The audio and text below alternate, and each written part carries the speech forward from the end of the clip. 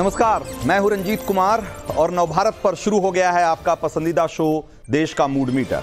आपकी स्क्रीन पर बस आ ही गया समझिए क्यूआर कोड, जिसे आपको अपने मोबाइल से स्कैन करना है और उसके बाद वोट मीटर घुमाने का सिलसिला शुरू हो जाएगा।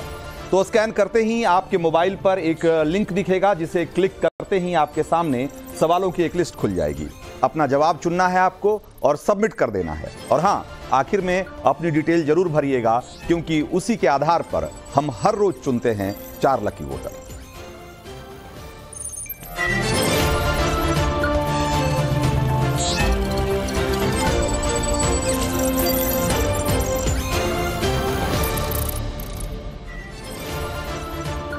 तो आइए अब सीधे आते हैं आज के मुद्दे पर। एक वक्त पूर्वांचल में खौफ का नाम रहा माफिया मुख्तार अंसारी का अब अंत हो गया। बांदा जेल में हार्ट अटैक के बाद हुई मौत पर सियासी बवंडर उठ खड़ा हुआ है। मुख्तार के परिवार ने जहर देकर मारने का आरोप लगाया है और बस ये आरोप लगाने भर की देर थी कि विपक्ष के तमाम पार्टियों ने इसे लपक लिया। ऐसा लग रहा है कि चुनावी मौसम में बस इसी गेंद के इंतजार में सब थे। अखिलेश से लेकर ओवैसी और मायावती से लेकर कांग्रेस तक सबकी एक ही भाषा है कि जहर देकर मुख्तार को मार दिया गया। आपको बता दें कि माफिया मुख्तार की मौत की न्यायिक जांच के आदेश दे दिए गए हैं, लेकिन विपक्ष मुख्तार की मौत को सियासत का नया मुद्दा बनाने पर अड़ा हुआ है।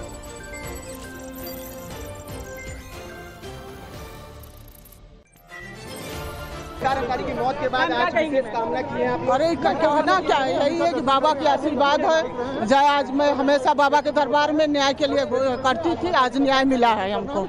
देखिए, होली के त्योहार हम लोग इस घटना के बाद नहीं मना पाते थे। आज हमको लगा कि नहीं, हमारे लिए आज का दिन होली का ही दिन है। बस ये बाबा गोरखनाथ, बाबा विश्वनाथ का आशीर्वाद है जो हम माँ बेटी को मिला है, बस उसकी के लिए कुछ जो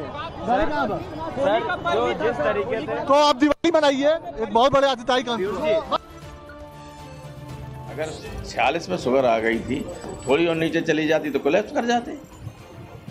वहीं जब जानते हैं कि वो बहुत स्टूडेंट लाइफ से जब पढ़ते तब से डायबिटिक है अरविंद केजरीवाल, तो अगर उसमें जरा भी दवा में इधर उधर होता है, जेल में वो हो नहीं सकता है। रहते हुए टाइम पे दवा देना, टाइम बहुत दवा, आप जानते डायबिटीज़ की दवा दी जाती है, उसके तत्काल बाद कुछ खा लेना चाहिए। स्पष्ट रूप से कानून व्यवस्था का मामला है, भ्रष्ट कानून व्यवस्था है। मुख्तार अंसारी ने कुछ समय पहले ही धीमा जहर देने जाने का आरोप लगाया था, उसके बाद भी प्रशासन ने कोई संज्ञान उसका नहीं लिया। इसकी उच्च स्तरीय न्यायिक जांच होनी चाहिए। तो मैं ये चाहूँगा कि इसकी एक सही तरीके से इंडिपेंडेंट इंक्वायरी हो और जो फैमिली कह रही है उसको सीरियस लेने की ज़रूरत है। ये दूसरा ऐसा वाक़या हम देख रहे हैं कि कन्विक्टेड प्रिजनर को जुडिशियल कस्टडी में उनकी मौत हुई है। अब देखिए, अगर कोई हथकड़ी में 2 प्रिजनर्स हैं और उनको पुलिस के सामने उनको गोली चला दी जाती है, और अगर कोई वहाँ के मुख्यमंत्री के बारे में कुछ फेसबुक पे अनाप शनाप बकले तो 48 घंटे में आप पहुँच जाते उसको। ये क्या हो रहा है, कैसे हो रहा है? रूल ऑफ लॉ से देश यूपी चलना चाहिए, रूल ऑफ गन से नहीं चलना चाहिए। तो अब जरा आपको पीछे लिए चलते हैं। बात है 2005 की। नवंबर महीने में विधायक कृष्णानंद राय की गोली मारकर हत्या कर दी गई। गोलियों से भून दिया गया था। 1, 2, 10 या 50 नहीं, बल्कि 400 राउंड फायरिंग हुई थी। जी हां, कृष्णानंद राय के बदन को छलनी कर दिया गया था। इस मर्डर के पीछे हाथ मुख्तार अंसारी का बताया जाता है। जेल में बैठकर मुख्तार ने इस हत्या की साजिश रची और उस मर्डर के बाद जेल से हुई बातचीत का जो ऑडियो आया वो हैरान करने वाला था। कृष्णानंद राय की चुटिया काट ली गई थी, जिसका खुद जिक्र मुख्तार ने हत्या के बाद जो जेल से फोन किया था, उसकी जो रिकॉर्डिंग हुई, उसे जो टैप किया गया था, उस रिकॉर्डिंग में किया गया था। जरा वो भैया एक जमीन नहीं जिसमें रिजवान भाई से वहाँ बातचीत की वजह हुई, तो सब लोग आए थे नवाब। हाँ, उसमें बीच में मामला बिगड़ गया था, दूसरे लोग गए थे, हाँ, थोड़ा बदमाश बदमाशी वो किया है सब छोड़ो अभी। अभी अभी यहाँ पर वो हो गया, पता चला है, हल्ला हो रहा है कि गोली चल रही है मुन्ना बजरंगी और कृष्णानंद राय में। हाँ, ये सुनने में आया। अच्छा, कहाँ पे? कृष्णानंद राय के गांव पर दोनों तरफ से मुकाबला चल रहा। हाँ हाँ हाँ, बराबर गोली चल रही है। हाँ, ये तरफा। जय श्री राम। अच्छा, ओके। हेलो। हाँ हाँ हाँ, काट ली। ठीक है, मुट्ठी में। ठीक है ठीक है, बात होगी।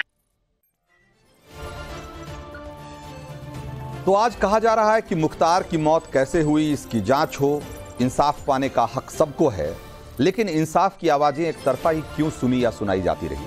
सवाल ये भी है, क्या माफिया मुख्तार के शिकार लोगों को, उनके परिवार के लोगों को इंसाफ पाने का अधिकार नहीं था? अगर था तो करीब 3 दशकों तक उसे किसने संरक्षण दिया? कहा तो यहां तक जाता है कि मुख्तार ने जेल का इस्तेमाल सिर्फ अपनी सुरक्षा के लिए किया। जब बाहर असुरक्षित हुआ, उसने अपनी मर्जी से अपनी छोटे मोटे मुकदमों में वो जेल चला गया और जब मर्जी हुई बेल पर बाहर आ गया। उधर मुख्तार के शिकार परिवार दशकों तक न्याय की उम्मीद पाले बैठे रहे, पर कभी समाजवाद तो कभी बहुजनवाद के एजेंडे के पीछे छुपकर मुख्तार न सिर्फ सुरक्षित रहा बल्कि अपनी माफियागिरी भी चमकाता रहा। क्या विपक्ष को आज दिक्कत इस बात से हो रही है कि सत्ता के संरक्षण में पले बढ़े माफियाओं के बचने या बच निकलने की सारी सियासी इम्यूनिटी खत्म हो चुकी है? सवाल और भी बहुत सारे हैं, उन सवालों का हम जिक्र करेंगे, उन सवालों पर हम बात करेंगे डिबेट के दौरान। लेकिन अभी वक्त है एक बार उन सवालों का रुख कर लेने का जिसके आधार पर आज आपको मूड मीटर घुमाना है, जिसके आधार पर आज आपको वोटिंग करनी है। और एक बार देखते हैं जरा वो सवाल क्या है। तो सबसे पहला सवाल है ये कि जेल में मुख्तार को धीमा जहर देने की बात को आप कैसे देखते हैं? और आपके पास ऑप्शन है, बेबुनियाद आरोप लगाए जा रहे हैं। ऑप्शन बी है जांच से ही पूरा सच निकलेगा, और ऑप्शन सी है कि कह नहीं सकते। जरा क्वेश्चन नंबर 2 दिखाइए। क्वेश्चन नंबर 2 है, क्या माफिया मुख्तार पर सिर्फ वोट के लिए सियासत की जा रही है? ऑप्शन है आपके पास, हां वोट के लिए सियासत हो रही है। ऑप्शन बी है नहीं, सवाल उठाना बिल्कुल सही है। और ऑप्शन सी, कह नहीं सकते। सवाल नंबर 3, मुख्तार अंसारी पर सियासत से किसको सबसे ज्यादा फायदा होगा? ऑप्शन ए इंडी गठबंधन को, ऑप्शन बी ओवैसी की AIMIM को, और ऑप्शन सी बीजेपी को ही इसका फायदा होगा। जरा सवाल नंबर 4 दिखाइए। यूपी में माफिया राज को कौन सी पार्टी संरक्षण देती रही है? ए Samajwadi party, B Bahujan Samaj party, और सी कांग्रेस, और डी बीजेपी। इसमें 4 ऑप्शन हैं। सवाल नंबर 5 आखिरी सवाल है, यूपी में माफिया के खिलाफ किस सरकार ने सबसे कठोर कदम उठाए हैं? ऑप्शन ए अखिलेश सरकार, ऑप्शन बी योगी सरकार, और ऑप्शन सी माया राजद। ये 5 सवाल हैं जिस पर कि आपको आज का मूड मीटर घुमाना है, और जो बाकी सवाल हैं उसको लेकर हम चलते हैं अपने मेहमानों के पास। हमारे साथ रिजवान अहमद राजनीतिक विश्लेषक, AK अवस्थी पूर्व जेलर, और मनोज काका समाजवादी पार्टी के प्रवक्ता, ये तीनों मेहमान हमारे साथ जुड़ गए हैं। आदिल हसन थोड़ी देर में हमारे साथ जुड़ेंगे। आप सब लोगों का बहुत बहुत स्वागत है। मनोज काका। मेरा नाम SK अवस्थी है। SK अवस्थी। जी माफ करिएगा, SK अवस्थी। मेरा नाम AK अवस्थी नहीं। मनोज काका, सवाल ये है कि मुख्तार अंसारी की मौत को हिंदू मुसलमान का रंग क्यों दिया जा रहा है? आपकी पार्टी के नेता क्यों कह रहे हैं कि इस देश में मुसलमानों को पराया कर दिया गया है, उनको उनके हाल पर छोड़ दिया गया, उन्हें मरने के लिए छोड़ दिया गया? इस तरह की बात एक माफिया की मौत पे उसको हिंदू मुसलमान का रंग देना कितना सही है? जो आप जो बात कर रहे हैं कि हिंदू मुसलमान का सवाल है, हिंदू मुसलमान का तो कहीं सवाल है ही नहीं। मैं समझता हूं कि हमारे नेता, हमारे मुखिया तो सर्वोच्च माननीय अखिलेश यादव जी हैं पार्टी के। और मैं आपको उनका एक ट्वीट ही पढ़ के सुना देता हूं, जो सुन लीजिए आप। हर हाल में हर संस्थान पर किसी के जीवन की रक्षा करना सरकार का सबसे पहला दायित्व और कर्तव्य होता है। सरकारों पर निम्नलिखित हालातों में, किसी भी हालात में, किसी भी बंधक कैदी की मृत्यु होना न्यायिक प्रक्रिया से लोगों का विश्वास उठा देगा। थाने में बंद रहने के दौरान मौत हो जाना, जेल के अंदर आपसी झगड़े में मौत हो जाना, जेल के अंदर बीमार होने पर मौत होना, न्यायालय ले जाते समय मौत होना, अस्पताल ले जाते समय मौत होना, अस्पताल में इलाज के दौरान झूठी मुठभेड़ दिखा करके, झूठी आत्महत्या दिखा करके किसी दुर्घटना में हताहत दिखा करके ऐसे सभी संदिग्ध मामलों में सर्वोच्च न्यायालय के न्यायाधीश की ठीक है। निगरानी में वो ट्वीट हम लोगों ने भी देखा है मनोज काका वो ट्वीट हमने भी देखा है। मेरा सवाल ये है कि हिंदू मुसलमान दिखा नहीं आप सिर्फ आपके नेता सिर्फ अखिलेश यादव हैं, तो आप फिर बाकी नेताओं से कहिए कि वो कोई बयान ना दें। आप आईपी सिंह का आप ट्वीट देख लीजिए। आप कल हमारे चैनल पे आपके पार्टी के प्रवक्ता मनोज यादव जुड़े थे। ऐसे बहुत सारे लोग हैं जो कि लगातार कह रहे हैं कि जहर देकर इनकी हत्या हुई है, इसकी जांच होनी चाहिए। हिंदू मुसलमान का रंग देने की कोशिश कर रहे हैं। सवाल यह है कि अगर सिर्फ इकलौते नेता हैं आपके पार्टी के, तो फिर उन्हीं की बात हम मानेंगे, वरना बाकी लोग भी तो बोल ही रहे हैं ना। रंजीत, हम तो पार्टी के सर्वोच्च मुखिया की और पार्टी की जो लाइन होती है, हर व्यक्ति की लाइन का जवाब देने तो आपने बैठाया नहीं हुआ है। भारतीय जनता पार्टी से आप पूछ पाएंगे कभी कि उनके आए दिन सांसद बयान देते हैं? और ये कोई पहला मौका नहीं है, ये कोई पहला मौका नहीं है मनोज काका। जब अतीक के बेटे का इनकाउंटर हुआ था, तब भाईचारे वाली बात जो है ना, भाईचारे वाली बात आपको याद हो ना हो, लेकिन वो ट्वीट अभी भी टाइमलाइन पे पड़ी होगी। अखिलेश यादव ने कहा था कि भाईचारे पर हमला है। तो जब कोई इनकाउंटर होता है किसी अपराधी का, तो आपको भाईचारा दिखने लगता है उसमें। आप रंजीत आप उत्तर प्रदेश के बारे में नहीं जानते हैं? बिल्कुल जानता हूं, बिल्कुल जानता हूं। आपको ये गलतफहमी क्यों हो रही है कि मैं उत्तर प्रदेश को नहीं जानता हूं? और कौन सी नई बात आप बताना चाहते हैं उत्तर प्रदेश के बारे में, मुझे जरा बताइए। क्या आप ये बताना चाहते हैं, क्या मैं आपको बताऊं उत्तर प्रदेश की कुछ इतिहास बताऊं, राजनीतिक इतिहास के बारे में? आप मुझे बोलने के लिए बुलाए हो कि बस अपना ही कहानी सुनाने के लिए आप बुलाए हो? तो बुलाए मत करो। नहीं तो आप ये जो जानते हैं, दिलीप सिंह के बारे में आप जानते हैं, भूषण चांद सिंह के बारे में जानते हैं, सबके बारे में जानते हैं। हाँ। सबसे ज्यादा अपराधी अगर उत्तर प्रदेश में किसी जात के हैं तो मुख्यमंत्री के स्वजाति लोग हैं। उन पर कार्रवाई कोई नहीं होती है।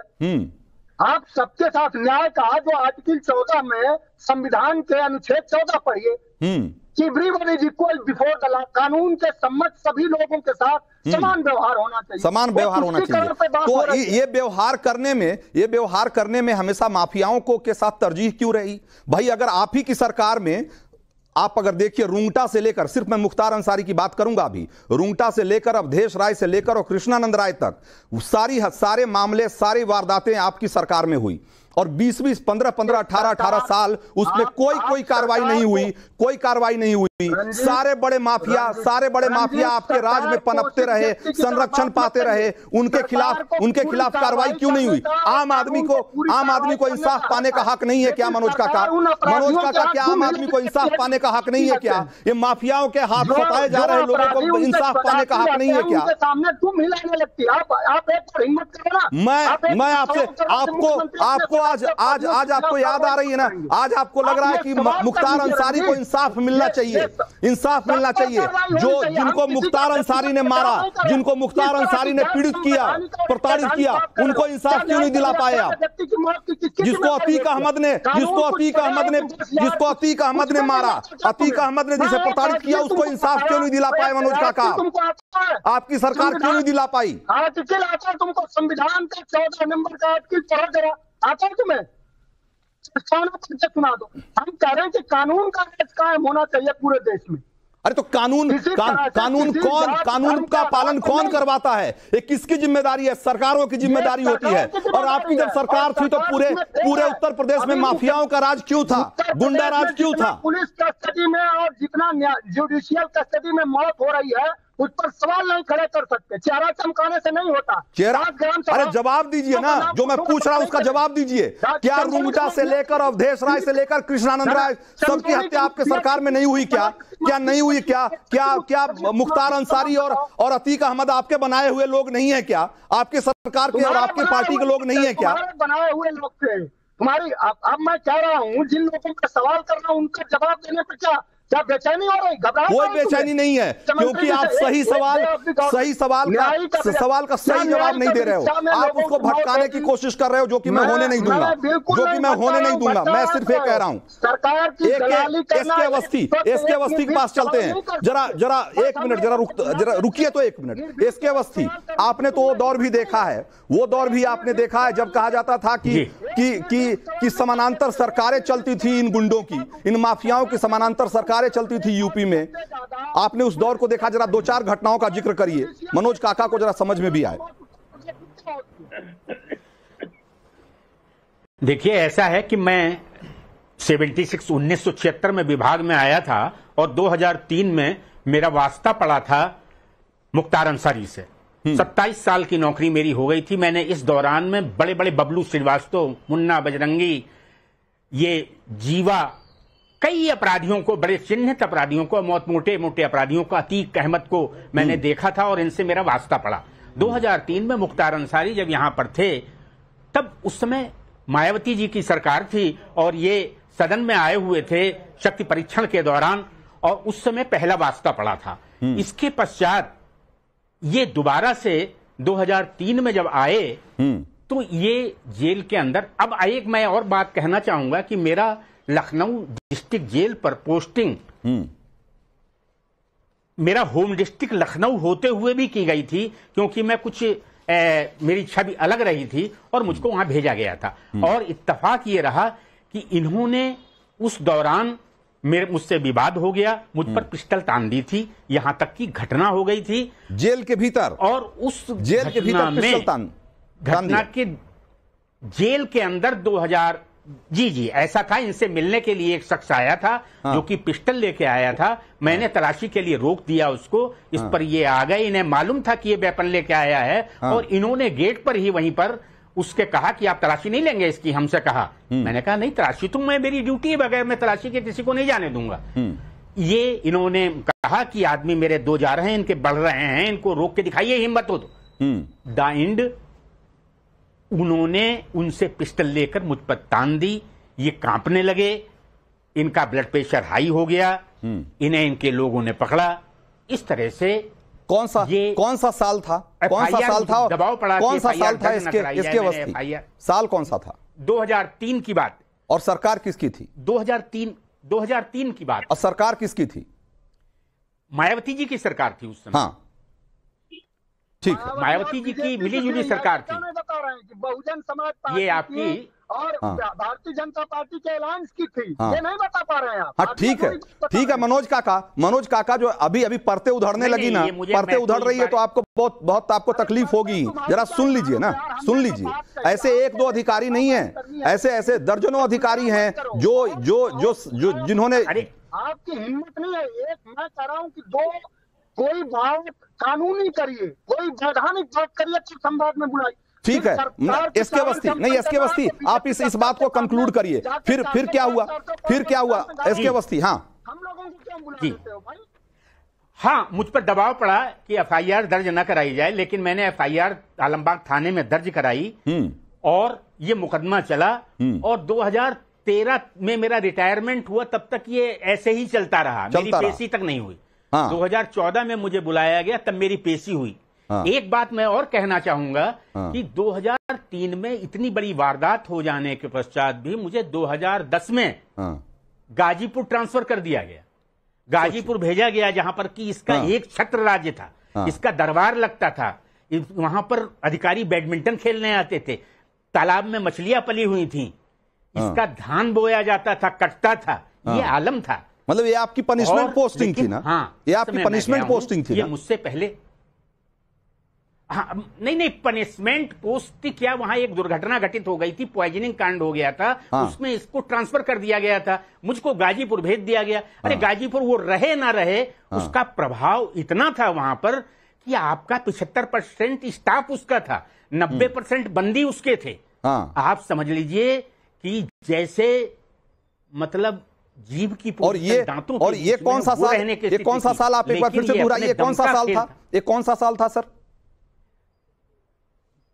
2010 की बात है, 2010 की बात है। हाँ, 2010 में जब मैं गया हूं तो जाहिर सी बात है सर, 10वें दिन समाजवादी पार्टी की सरकार रही होगी ना? हुआ जी, मायावती की, सॉरी, हाँ, 2010 में मायावती की होगी। हाँ, बिल्कुल। अब इतना तुम मुझे कहाँ कौन सी ठीक है, क्या लेना देना मेरा? हाँ, नहीं, ठीक है, मैं तो ये जानना चाह रहा हूँ कि ये सब चीजें जब हो रही थी, लेकिन मैं सीधे 2000 जी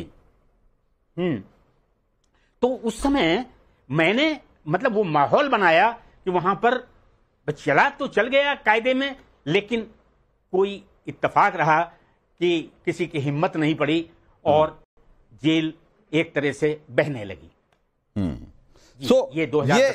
ये एसके अवस्थी जैसे अधिकारियों को आज की तारीख में सुनना इसलिए सुनना जरूरी है कि आज जो मुख्तार अंसारी की मौत को लेकर इतना शोर शराबा हो रहा है, इतनी इंसाफ की बातें हो रही है, बड़ी बड़ी बातें हो रही है कि भाई इस देश का लोकतंत्र, इस देश में संविधान, इस देश का कानून सब खतरे में है आज, क्योंकि एक माफिया की मौत संदेहास्पद स्थिति में हो गई है।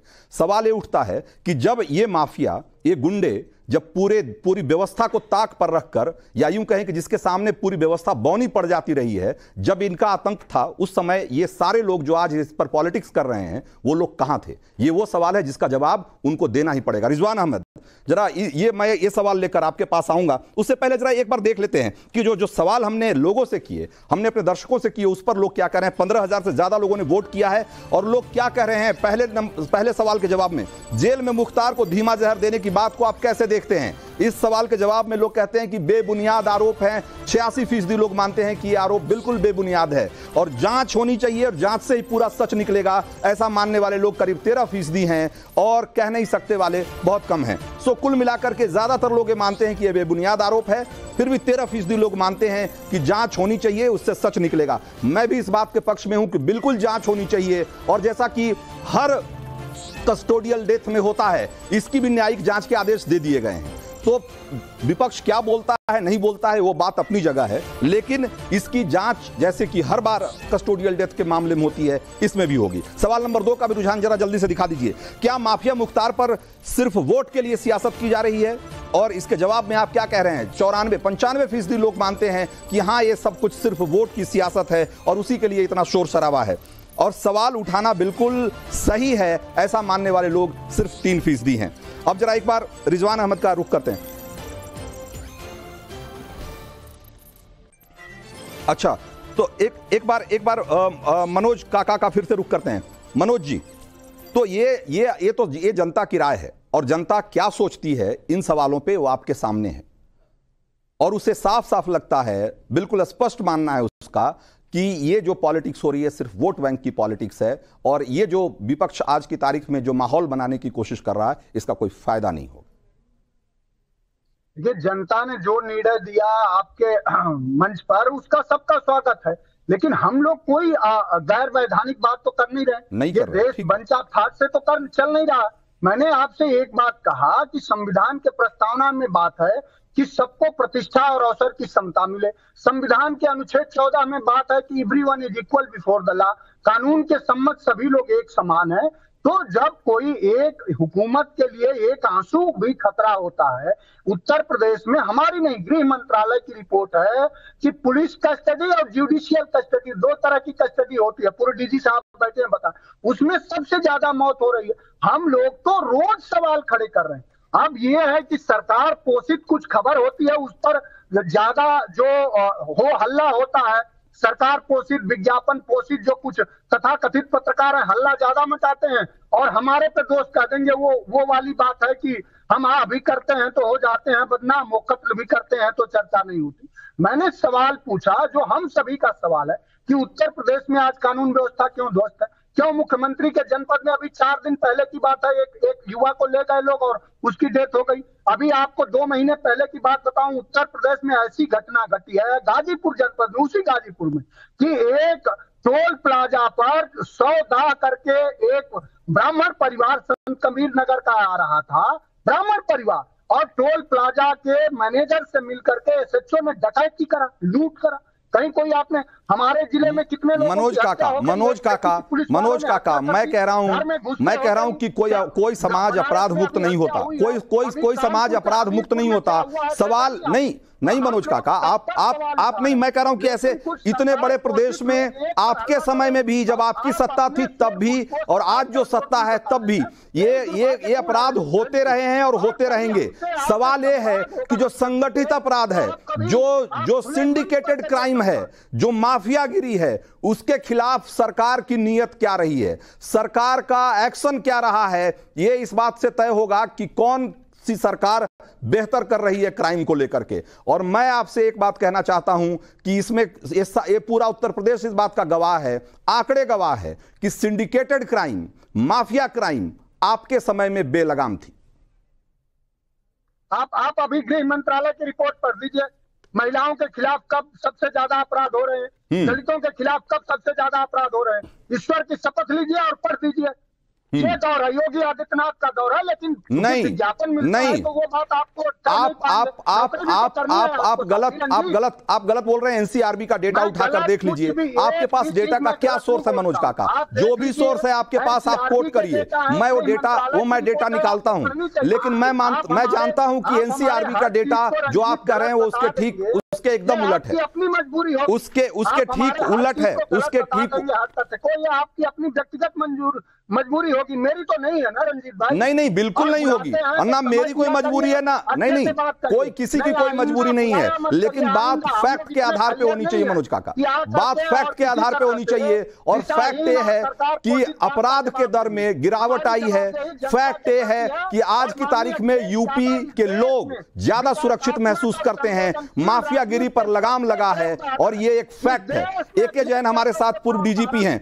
एके जैन साहब, आपने भी लंबा समय, आपने भी लॉ एंड ऑर्डर और को संभालते हुए आपने एक लंबा समय गुजारा है, आपने उस दौर को भी देखा होगा, ये दौर भी देख रहे हैं। मैं कोई पॉलिटिकल बात आपसे नहीं करना चाहता हूं, लेकिन आप ये बताइए कि क्या इस मौजूदा सरकार में या जो भी समय आपने देखा होगा उसको कंपेयर करते हुए बताइए कि तब और अब में आपको क्या फर्क दिखता है? देखिए, मैं पॉलिटिकल कोई रिप्लाई नहीं दूंगा क्योंकि मेरा किसी से कोई एफिलिएशन नहीं है। जी, मैंने इसीलिए कहा कि मैं कोई पॉलिटिकल जवाब नहीं चाहता हूं आपसे। मैं बतौर एक्स डीजीपी मैं पुलिस का पक्ष रखूंगा जी। पुलिस, मेरा मानना है कि मजबूती से काम कर रही है और पुलिस ने कम्युनल पीस को मेंटेन किया है, सांप्रदायिक सद्भाव को। अपराधियों के खिलाफ, माफियाओं के खिलाफ कड़ी कार्रवाई की जा रही है, जिसकी वजह से मैं कई चैनल्स पे कह चुका हूं कि संगठित अपराध आज की तारीख में शून्य प्राय है। जो एक्सटॉर्शंस होते थे, जो जमीनों पे कब्जे होते थे, भाड़े पे बड़ी बड़ी हत्याएं होती थी, वो सब जो हैं वो करीब करीब शून्य प्राय हैं, जिसके लिए एसटीएफ का गठन हुआ था। अब बड़ा प्रदेश है, अपराध होते रहेंगे, अपराध हमेशा से होते रहे हैं, पर यह है कि अपराधों में जो तत्परता से कार्रवाई हो रही है, उनके ऊपर गैंगस्टर लग रहा है, उनके ऊपर एनएसए लग रहा है, मुठभेड़ में वो गिरफ्तार हो रहे हैं, इस सब का इम्पैक्ट पड़ा है। और मैं भी पब्लिक के बीच में रहता हूं, मेरी लोगों से बात होती है, बिजनेसमैन से बात होती है, मैं वेस्ट यूपी का रहने वाला हूं। आम लोगों का कहना है कि जो पहले एक्सटॉर्शन की कॉल आती थी, जो धमकियां मिलती थी, वो आज की तारीख में करीब करीब बंद है। इससे लोगों ने राहत की सांस ली है। और 2022 में जो गवर्नमेंट रिपीट हुई है, वो मेरा मानना है कि उसके पीछे एक कारण ये भी है, और जो अपराधियों के खिलाफ एक्शन लिए गए हैं उसको पब्लिक ने अप्रिशिएट किया है। और इसका एक द्योतक ये भी है कि जो इन्वेस्टर समिट में इन्वेस्टमेंट आया है, बाहर के उद्योगपतियों ने जो इंटरेस्ट शो किया है, ये दिखाता है कि लोगों को ये लगता है कि अगर हम यहाँ पर इन्वेस्टमेंट करेंगे, क्योंकि अरबों का इन्वेस्टमेंट कोई भी लेकर आएगा तो वो इस बात को जरूर समझना चाहेगा कि वहां पर उसका इन्वेस्टमेंट सिक्योर्ड है कि नहीं है। हाँ, बिल्कुल। तो ये जो है, ये एक अच्छा एक कदम है। और इससे यहाँ पे बेरोजगारी की समस्या भी दूर होगी, प्रदेश में खुशहाली। कुल मिलाकर के जो बात अभी इससे थोड़ी देर पहले अभी जो मनोज काका से हो रही थी कि अपराध को रोका या अपराध शून्य कोई समाज नहीं होता, वो समाज हमेशा जो है समाज में कुछ न कुछ अपराध होते रहते हैं, उसको रोकना कई बार मुश्किल भी होता है, नामुमकिन होता है कई बार।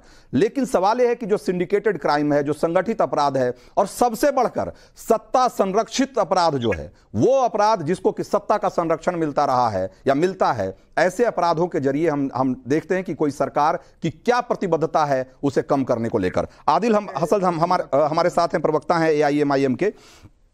आदिल, ये सवाल, जब मुख्तार अंसारी की आज मौत हुई है, लेकिन हमने देखा है कि एक लंबा सिलसिला है, वो आप देखिए अतीक अहमद से लेकर और मुख्तार अंसारी तक, जब भी किसी माफिया की मौत होती है, AIMIM उसको ऐसा रूप देने या ऐसा रंग देने की कोशिश क्यों करता है कि ये मुसलमानों के खिलाफ कोई साजिश या मुसलमानों के खिलाफ कोई षड्यंत्र हो रहा है? ऐसा क्यों है? सर, मुसलमानों के खिलाफ षड्यंत्र की बात नहीं कर रहे, इंसानियत के खिलाफ षड्यंत्र की बात कर रहे हैं। जो वक्त के हुक्मरान हैं उनके लिए हबीब जालिब साहब का एक शेर, तुमसे पहले जो इस शख्स तख्त पर नशी था उसको भी खुदा होने का नहीं, उसको भी गुरूर था। तो ये गलतफहमी में कोई नहीं रहा कि सत्ता परमानेंट है। जब बरतानिया सरकार की सत्ता चली गई तो अच्छे की सत्ता जाती है। ये मुलायम जी को भी लगता था कि सत्ता नहीं जाएगी। बहुत दिन पर यादव हार गए चुनाव, अखिलेश यादव चुनाव हार गए, योगी आदित्यनाथ मुख्यमंत्री बनकर गोरखपुर चुनाव हार गए।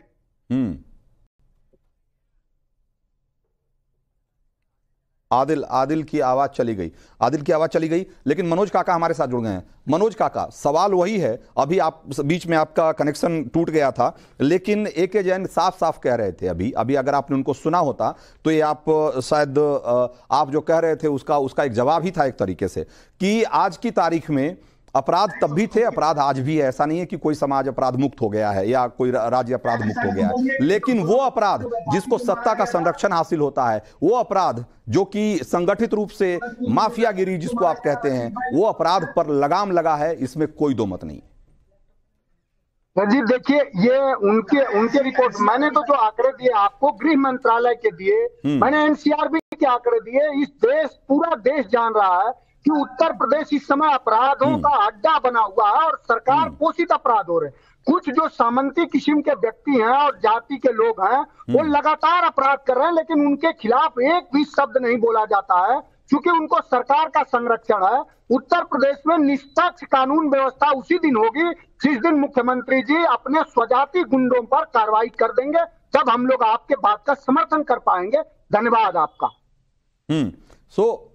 एक बार मैं कह रहा हूं कि मनोज काका से और भी बात हम करेंगे, लेकिन जरा एक बार जो बाकी के सवाल हैं उसका भी जवाब ले लेना चाहिए। और जैसा कि हमने आपको लगातार नवभारत आपको दिखा रहा है कि किस तरीके से मुख्तार अंसारी की जो अंतिम यात्रा है एक तरीके से वो बांदा से गाजीपुर के रास्ते में है, और हमारे रिपोर्टर हमारा पूरा हमारे जो टीम के सदस्य हैं वो लगातार उनको फॉलो कर रहे हैं। वहां हम चलेंगे उनके पास, लेकिन जरा एक बार उससे पहले देख लेते हैं कि जो कुछ और सवाल हैं जो बाकी रह गए हैं उस पर क्या कह रहे हैं आप लोग।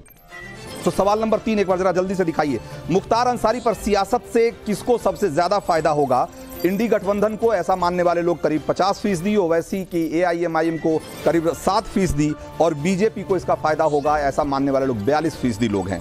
सवाल नंबर 4, यूपी में माफिया राज को कौन सी पार्टी संरक्षण दे रही थी? क्या कहते हैं लोग? मनोज काका को जरा देखना चाहिए इस सवाल का जवाब। समाजवादी पार्टी ऐसा मानने वाले लोग कह रहे हैं कि करीब 94 या 95% आप मानिए कि ये मानते हैं कि समाजवादी पार्टी संरक्षित अपराध को जो संगठित अपराध है उसको संरक्षण दे रही थी।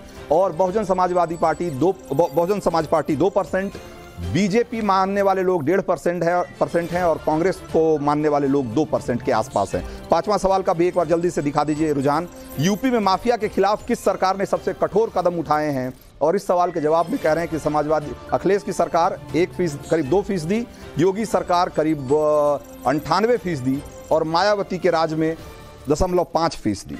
तो ये है कुल मिलाकर आपकी राय, जो यूपी में जो संगठित अपराध है, जो माफिया अपराध है, उस पर क्या सोचती है देश की जनता, और क्या सोचते हैं देश के लोग और यूपी के लोगों। हमने आपको कुछ आंकड़े दिखाए। अब जरा एक बार जल्दी से चलते हैं विद्यानाथ झा के पास, जो कि इस समय मोहम्मदाबाद में हैं, वो जगह जो कि जहां पर कि मुख्तार अंसारी का शव ले जाया जा रहा है और जहां पर कि उन्हें दफन किया जाएगा। क्या सुबह से जो माहौल है उसको विद्यानाथ झा ने आपको लगातार बताया है। अब शाम अंधेरा होने को है, क्या माहौल है वहां मोहम्मदाबाद में विद्या?